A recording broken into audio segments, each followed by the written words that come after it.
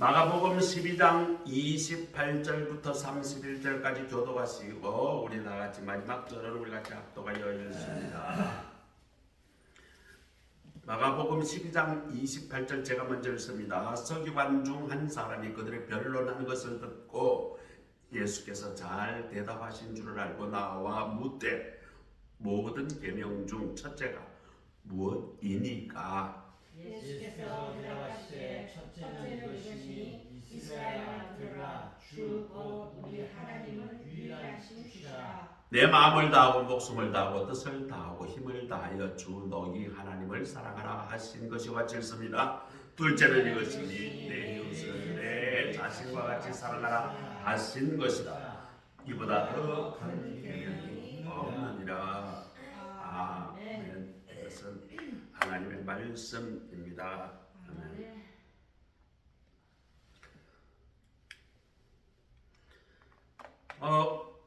오늘은 우리가 진심으로 사랑해야 할 우선순위가 무엇인가 이것을 생각하며 은혜를 나누려고 합니다. 오늘 본문에서는 한 서기관 중 한 사람이 예수님을 시험하여 묻고자 왔다. 이 본문이 그대로 마태복음에 가면 한 율법사, 율법을 연구하는 율법사가 예수를 시험하려고 왔다. 그렇게 본문이 되어 있어요. 어쨌거나 오늘 이 마가복음에서는 한 서기관이 예수님께 대답 잘하는 줄 알고 와서 시험 한번 묻습니다. 모든 계명 중에 첫째가 무엇인가?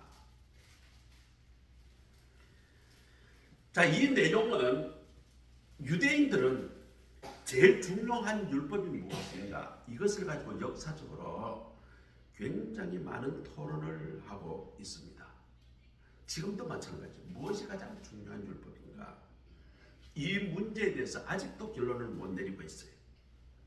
그런데 예수님은 오늘 명쾌하게 정리해 주십니다. 가장 첫 번째 계명이 내 하나님 여호와를 사랑하라는 것이고, 둘째도 그와 같으니 내 이웃을 내 자신같이 사랑하라 하셔서 이 두 계명이 온 율법과 선지자의 강령이라. 얼마나 명쾌하게 예수님이 딱 결론을 내려주는지 모릅니다. 예수님이 가르친 계명의 핵심은 하나님 사랑, 이웃 사랑입니다. 왜 그러면 예수님이 이것을 이렇게 말씀하셨을까? 사랑을 해야 하나님을 섬길 수 있고 하나님을 나의 주인으로 그렇게 섬길 수 있고 또 이웃을 사랑해야 이웃을 섬길 수 있기 때문입니다. 사랑이 이 두 계명을 지키는데 핵심적인 가치라는 것이죠. 오늘 우리 인간 마음에 사랑의 하나님이 주신 그 사랑의 원리가 무엇인가? 오늘 그것을 한번 살펴보고 우리가 그 원리를 잘 이해하여 하나님 사랑, 이웃 사랑을 열심히 하며 살아가는 우리 모두가 되시기를 간절히 소원합니다. 자, 첫 번째, 사랑하면 우리는 만나고 싶어집니다. 예전에 나온 노래 중에 이런 노래가 있죠.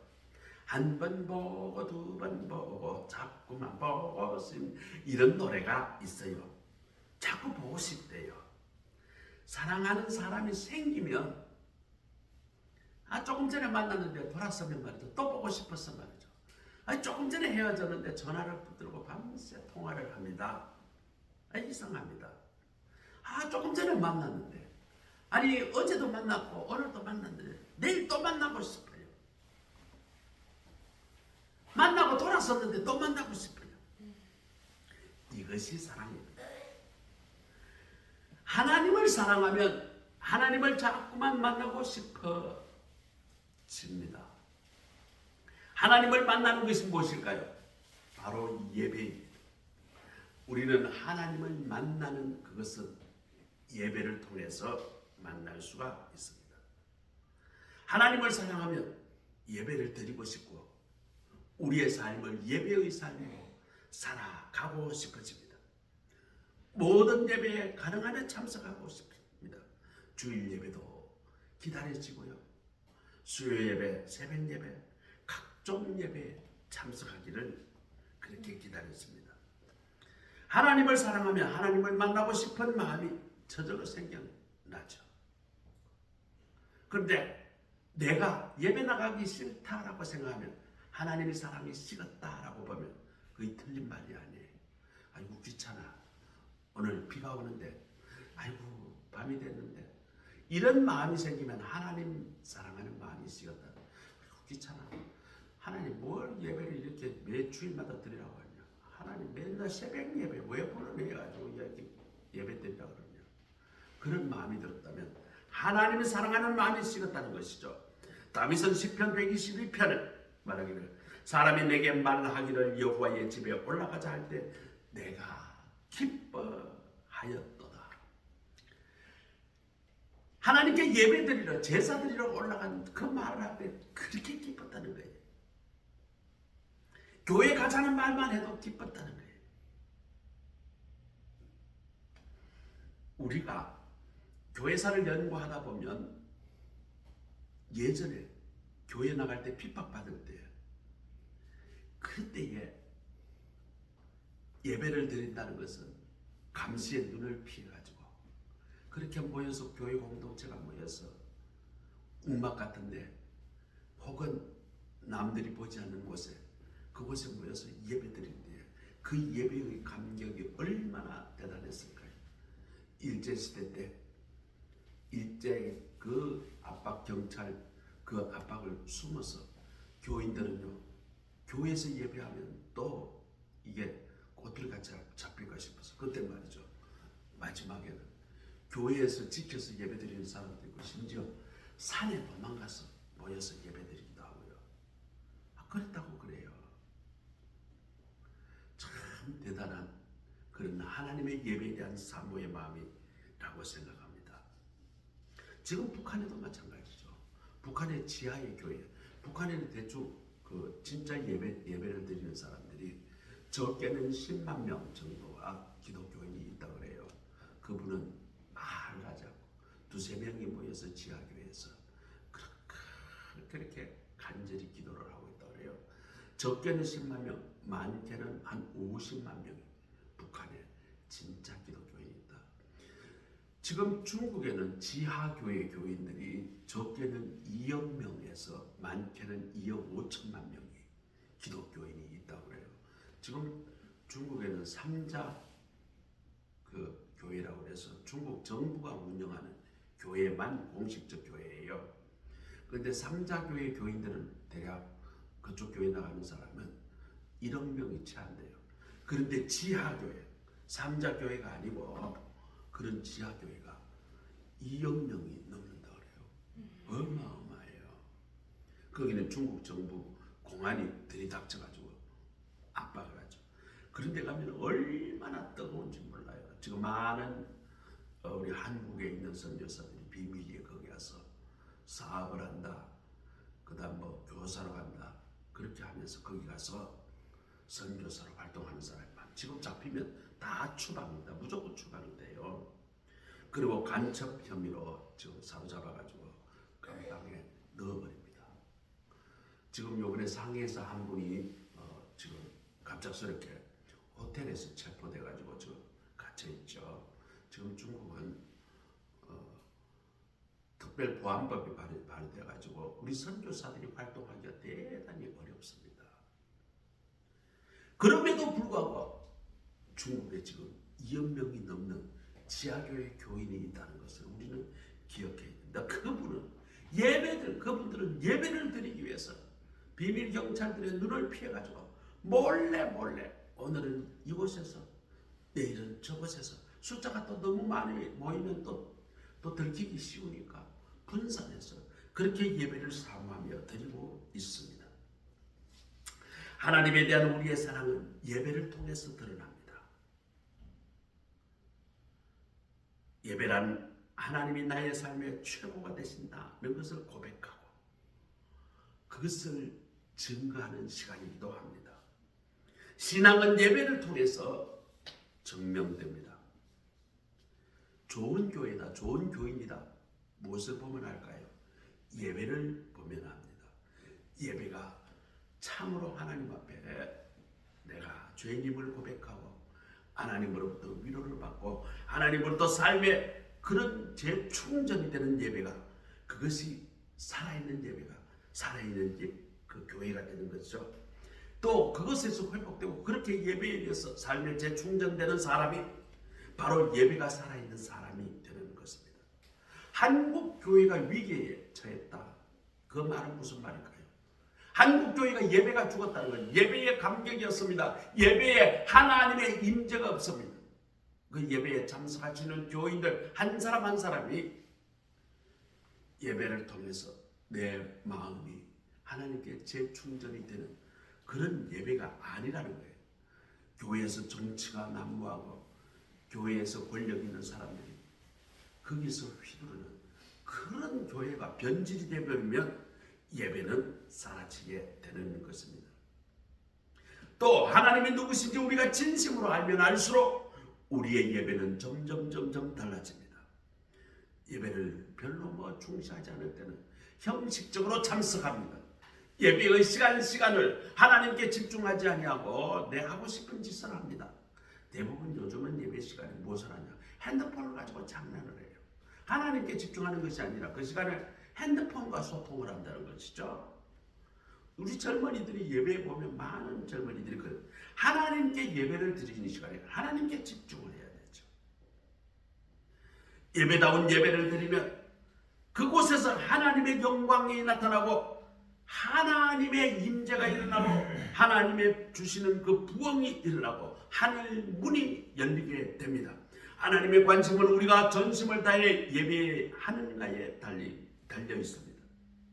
우리가 아무리 다른 걸 잘하고 봉사를 잘하고 헌금을 잘하고 섬기를 잘하고 주방 봉사를 잘하고 교회 필요한 걸 준비 잘한다고 할지라도 예배가 예배답지 않으면 아무것도 아니에요. 아무것도 아니에요. 교회에서 열심히 주방 봉사하고 열심히 식사 준비하고 수많은 사람 섬기고 또 교회에 무슨 일이 있다면 교회에 수리하고 모든 것에서 가장 앞장서고 거기에도 헌금을 많이 하고 했다고 할지라도 예배를 잘 드리지 못했다면 하나님 앞에는 아무것도 아니에요. 뭐하다 왔니? 교회 열심히 내가 섬기고 왔습니다. 그래, 나는 너를 몰라. 예수님이 그렇게 말씀하신다고 분명히 복음서에서 이야기를 하고 있습니다. 오늘 많은 사람들 중에 교회에 와서 많은 봉사를 하고 열심히 하는 그런 것들에 중점을 두고 신앙생활을 하시는 분이 있어요. 여전도의 장사 때문에 또 여전도의 바자회 때문에 거기에 온통 쓰다 보니까 예배는 신경을 쓰지 않고 그건 형식적으로 대충되고 행사에 집중하는 사람이 있어요. 또 어떤 사람은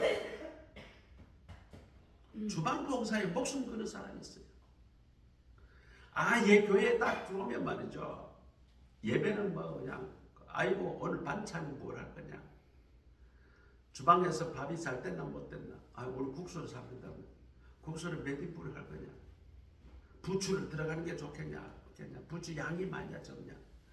그런 것에서 신경 다 쓰고 간이 맞냐 안 맞냐 잔소리하고 그렇게 잘 대접하려고 하다가 진작 예배는 그냥 잠깐 들어가서 하나님 안녕 하고 그냥 점만 찍고 나오는 그런 교인들도 있어요. 우리 한국의 믿음의 선배들은 이 말씀의 정인입니다. 옛날 우리의 믿음의 선배들은 하나님을 사랑해서 그 예배를 드리고 하나님 만나는 것을 얼마나 소중하게 생각했는지 모릅니다. 그것 때문에 엄청나게 박해를 받고 핍박을 받고 몸이 망가지고 두드려 맞더라도 그 교회를 지키고 예배를 드리기 위하여 온몸을 바쳤던 우리의 신앙의 선배, 믿음의 선배들이 그 말씀의 증인들입니다. 어린 나이 찬송을 부르는 것 중에 찬송가 565장이 있습니다. 예수께로 가면 나는 기뻐요. 우리 어릴 때 얼마나 이 찬송을 많이 불렀는지 몰라요. 하나님을 사랑하면 예수님께로 가면 기쁘고 즐겁습니다. 우리의 마음속에 처음 믿었을 때에 하나님이 주시는 우리의 예배의 감격을 우리는 회복해야 할 것입니다. 만일 우리의 마음속에 예배하러 나왔는데 우리 마음이 기쁘지 않다면 우리는 예배를 다시 회복하는 그런 감격을 회복하시는 우리 모두가 되시기를 바랍니다. 오늘 우리 모두는 하나님을 진정으로 사랑하시고 삶이 모두 하나님께 예배드리는 자세, 우리의 누굴 만나서 이야기를 할 때 하나님께 예배하는 것처럼 대한다고 하면 하나님께서 그 삶에 큰 은혜로 베풀어 주실 것입니다. 자, 두 번째는 사랑을 하면 자꾸 주고 싶어져요. 부모는 사랑을 하니까 계속 주고 싶습니다. 우리는 말이죠, 내리사랑이라고 유진이가 오면 뭐든 주려고 해요. 우리가 어디 가더라도 뭘 사는 거, 우리 거 사는 건 현재 관심이 없습니다. 집사람도 그렇고 저도 그렇고 유진이 줄만한 게 뭐가 있나 찾습니다. 어제 말이죠, 오랜만에 구딜에 가서 샀는데 우리 집사람이 예쁜 옷을 몇 벌 골랐어요. 유진이 옷이에요. 다 유진이 옷인데 그걸 사진 찍어서 유진이 엄마한테 야 이거 살까 그랬더니 유진이 엄마가 한다는 이야기야. 옷이 너무 많아. 그만 사 하고 문자를 했더니 우리 집사람이 투덜투덜하면서 이 옷이 예쁜데 사지 말라고 그런다고 하면서 그걸 포기를 하고 반납하고 왔어요. 사랑을 하면 어떠세요? 주고 싶거든. 돈이 아깝지 않아요. 저도 말이죠. 조금 특이한 장난감이 있으면 눈이 번쩍 떠집니다. 왜? 유진이 주려고. 왜? 유진이를 사랑하니까. 사랑을 하면 모든 것 주는 것 아낌없이 줍니다. 신기합니다. 사람은 태어날 때부터 말이죠. 자기 것을 챙기는 습성이 있습니다. 어린아이도 말이죠. 손을 확 움켜쥡니다. 그걸 잘 이렇게 놓지를 않아요. 그런데 사랑하면 손을 펴고 나눠주려고 해요. 철이 들면 부모님을 사랑하게 됩니다. 어릴 때는 부모님이 받는 것을 즐겨하지만 이제 철이 들면 그걸 드리고 싶어요. 사랑하면 주어도 아깝지가 않습니다. 하나님을 사랑하게 되면 하나님께 드리고 싶어집니다. 하나님께 시간을 드리고 싶고요. 또 재능을 드리고 싶고요. 또 물질도 돈도 헌금도 드리고 싶어 합니다. 이것을 전부 다 통칭해서 신앙적 용어로 헌신이라고 합니다. 우리가 헌금하는 것도 헌금, 돈을 바친다 그런 의미도 되지만 헌신이라는 것은 우리의 몸과 우리의 마음을 하나님 앞에 바친다라는 뜻이죠. 하나님을 사랑하게 되면 헌신하게 됩니다. 하나님을 사랑하기 때문에 아깝지가 않아요. 들어지죠. 기쁩니다. 들어질수록 기뻐지는 것입니다. 우리 제가 말이죠. 예전에 성가대 지휘할 때 우리 성가대원들이 얼마나 하나님을 사랑했는지.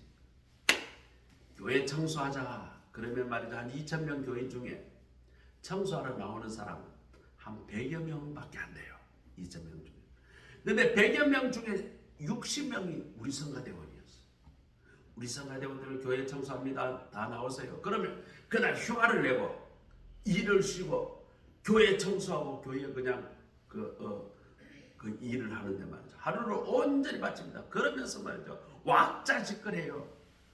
그럼 저도 이제 휴가를 내고 그날 교회 청소하는 날 진두지휘하죠.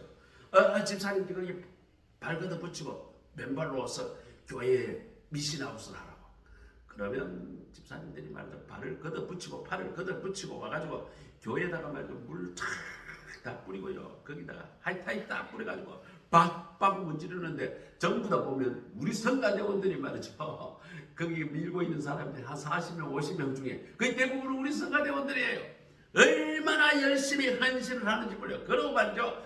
기뻐가지고 서로 말이죠. 아이고 하나님의 교회를 내가 이렇게 박박 문질러서 닦아내니 정말 기쁘다면서 얼마나 기뻐하는지 몰라요. 다윗은 역대상 29절에 보면 하나님을 얼마나 사랑했는지 하나님의 성전을 건축하는데 순금 100톤, 수는 240톤을 하나님께 바쳤다. 야, 뭐 이런 이야기하면 아이고 왕이니까 뭐 그렇게 바칠 수 있겠지. 나도 왕이 되면 그만큼 바치겠다. 뭐 이렇게 말하는 사람도 있습니다. 그런데 그러지 않아요. 부자가 되면요 더 인색해집니다. 더 모으려고 하다 보니까 더 못 바치는 거예요. 다윗이 왕이기 때문에 그렇게 바친 게 아니라 하나님을 사랑했기 때문에 바치는 거예요. 역대상 29장 14절에 보니까 다윗의 고백이 모든 것이 주께로 말미암아 사오니 우리가 주의 손에서 받은 것을 주께 들었을 뿐이니이다. 다윗은 하나님의 사랑했기 때문에 이런 마음으로 진심을 다해서 바쳤습니다. 하나님을 사랑하는 자, 내가 가진 물질, 내가 가진 시간, 내가 가진 재능, 이것을 드리고 싶어 합니다. 내가 하나님을 사랑하기 때문에 교회 와서 청소하는 것이 얼마나 기쁜지 몰라요. 내가 와서 주방에 봉사하는 것 얼마나 기쁜지 몰라요. 하나님을 사랑하게 되면 하나님께 내 시간과 재능과 물질 모든 것을 다 바치고 싶어 하는 것입니다. 우리의 마음에 이런 축복이 넘치기를 축복합니다. 자, 세 번째로는 사랑하게 되면 상대방의 말을 듣게 돼요. 얼마 전에 말이죠. 김창옥 쇼 며칠 전에 제가 들었어요. 연애할 때는 말이죠. 연애할 때는 남편이 자기 말을 얼마나 잘 들어주는지. 아이고, 연애를 할 때는 4시간, 5시간 동안 조잘거리고 이야기해도 다 들어주더라는 거예요. 아니, 그렇게 말하고 돌아서서 말이죠. 헤어졌는데 밤 11시, 12시에 전화해가지고 새벽 내내 전화를 했는데 들어주더라는 거예요. 그런데 결혼하고 지금 한 10몇 년 지나고 나니까 남편이 불러도 대답도 안 한대요. 불러도 대답도 안 한대요. 한 5번쯤 부르면 고개를 씩 돌린답니다. 안 들어준다고 그래요. 하나님을 사랑하게 되면 하나님의 말씀을 듣게 됩니다. 하나님의 말씀 중에 우리가 들어야 될 중요한 말씀이 뭘까요? 마태복음 28장에 보면 마지막 절에 가면 너희는 가서 모든 민족을 제자로 삼아 아버지와 아들과 성령의 이름으로 세례를 베풀고 내가 너희에게 분부한 모든 것을 가르쳐 지키게 하라. 성도들을 모으라는 거예요. 전도하라는 거예요. 그리고 전도하고 불러 모아서 뭘 하라? 세례를 주라. 그리고 어떻게 하라? 그리고 말씀을 가르쳐서 그것을 지키게 하라. 제자를 양육하라는 명령을 하나님이 우리에게 해주셨어요. 디모데후서 4장 2절에 보면 너희 말씀을 전파라. 때는 어떤지 못하든지 항상 힘쓰라. 하나님은 우리에게 이렇게 복음을 전하라고 명령하십니다. 하나님을 사랑하는 자, 하나님의 말씀을 듣고 따르는 것입니다. 몇 명 전도했느냐? 이것이 중요한 것이 아닙니다. 전도할 때 천하보다 귀한 한 영혼을 구원하면 얼마나 감사한 일입니까? 우리가 하나님을 사랑하기 때문에 전도의 최선을 다해야 하는 것입니다. 전도라는 것은 그냥 이루어지지 않죠. 하나님이 독생자를 세상에 보낸 목숨을 바쳐 우리를 구원하신 것처럼 말만이 아니라 우리의 섬김과 우리의 희생이 있어야 합니다. 내가 정한 그런 예비신을 위해서 사랑으로 다가가고 선물도 좀 주고요. 음식도 대접하고요. 또 필요하면 그의 말도 좀 들어주고요. 그럴 때에 마음이 열리고 하나님께 나오게 되는 것입니다. 사랑의 터치가 필요하죠. 하나님은 그 모든 모습을 지켜보시고 축복해 주실 줄 믿습니다. 히브리서 13장 16절에 오직 선을 행함과 서로 나누어 주는 것을 잊지 말라. 이 같은 제사는 하나님이 기뻐하시느니라. 우리가 이웃에게 선을 베풀고 우리가 이웃을 나누어 줄 때 하나님이 그것을 보고 기뻐하신다는 것입니다. 그것이 바로 예배예요. 성도 여러분, 우리가 축복받기 위해서 섬기는 것이 아니지만 분명한 것은 우리가 이웃을 섬길 때에 우리의 삶에 하나님의 은혜가 임하고 하나님께서 축복이 임하신다는 사실을 우리는 기억해야 합니다. 일본 소설가 미우라 아야코라는 유명한 소설가 있습니다. 이 사람이 빙점이라는 그 작품으로 노벨 문학상을 받았죠. 1964년 그 소설을 발표를 했는데 최우수작으로 당첨이 됐습니다. 근데 말이죠, 이 미우라 아야코는 참 이 성품이 기독교인인데 참 성품이 착해요. 이 건강이기 때문에 홋카이도에 이제 두 부부가 공기 좋고 그런데 이제 이사를 하게 돼요. 근데 그 동네 이사를 했는데 남편도 미우라 아야코도 그 대도시에 살다가 거기서 직장 생활하면서 먹고 살다가 갑자기 홋카이도는 일본 북쪽의 최북단에 있습니다. 겨울 되면 눈이 너무 많이 와요. 눈이 너무 많이 오는데 그 대신 공장이 없고 산업이 없으니까 거기는 어떻다? 공기가 무지 깨끗하다는 거예요. 바로 옆에 러시아 시베리아에서도 바람이 많이 불어오고 해서 공기가 너무 좋아요. 건강 때문에 그쪽으로 가세요. 거기 가는데 이제 먹고 살 일이 좀 그렇잖아요. 그래서 미우라 아야코가 살림에 보태기 위해서 집에다가 1층에다가 구멍가게를 하나 냈어요. 우리로 말하면 작은 슈퍼마켓을 냈습니다. 이 미우라 아야코가 말이죠, 원래 천성이 부챔성이 좋고 사람들을 참 이렇게 사랑하고 말을 아주 예쁘게 합니다.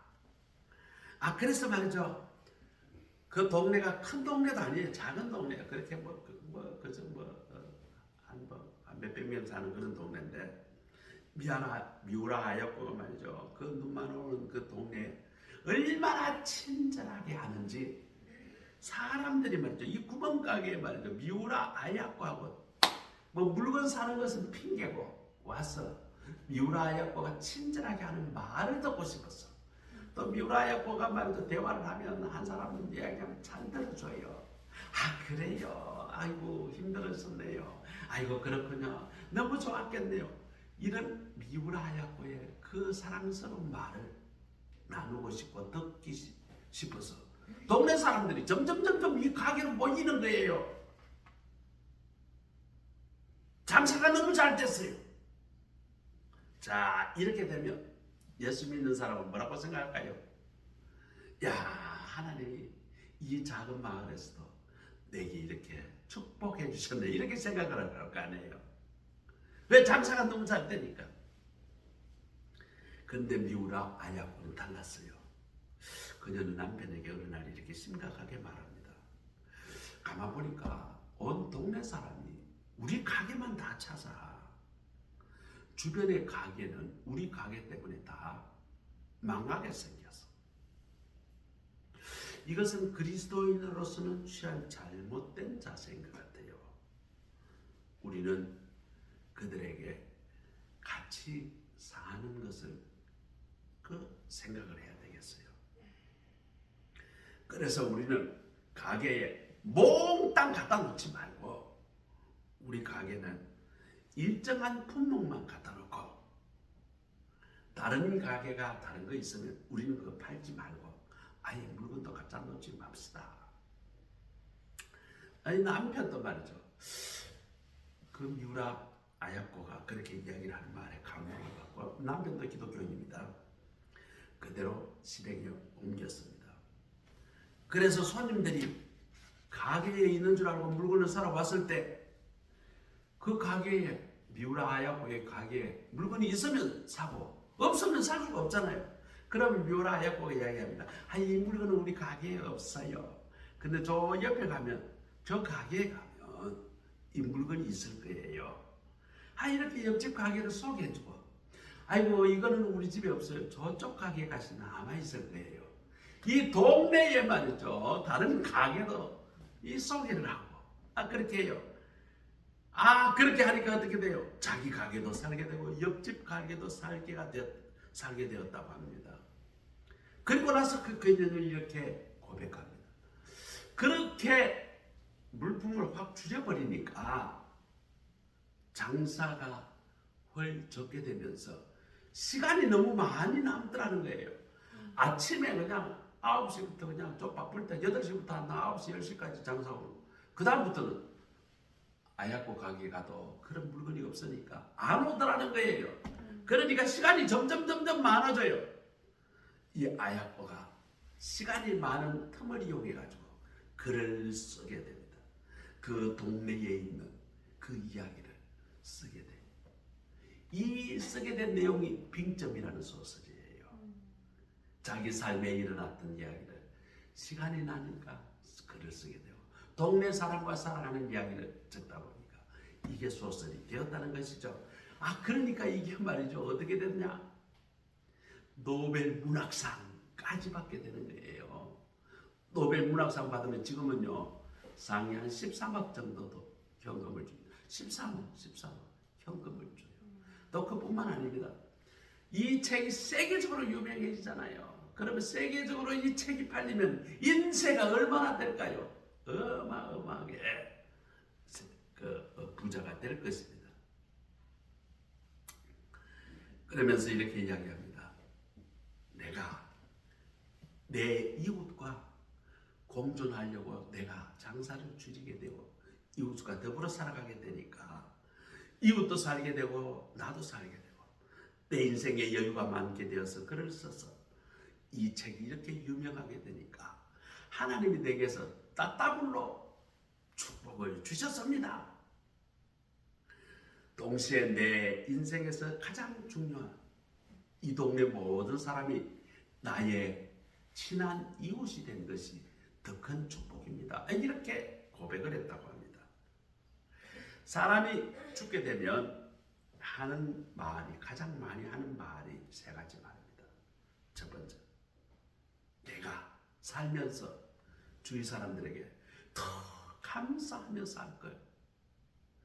내가 내 부모에게 더 감사할 일이 많았는데 짜증내고 화내고 감사하지 못한 것이 후회된다. 내 죽으면서 내 자식들에게 내 이웃에게 또 내 같이 살았던 내 남편 내 아내에게 가만 생각해 보니까 부족한 나를 섬기며 살렸고 내 아내가 이렇게 고생했구나. 내 남편이 속비 좁은 나를 데리고 살면서 얼마나 힘들었을까.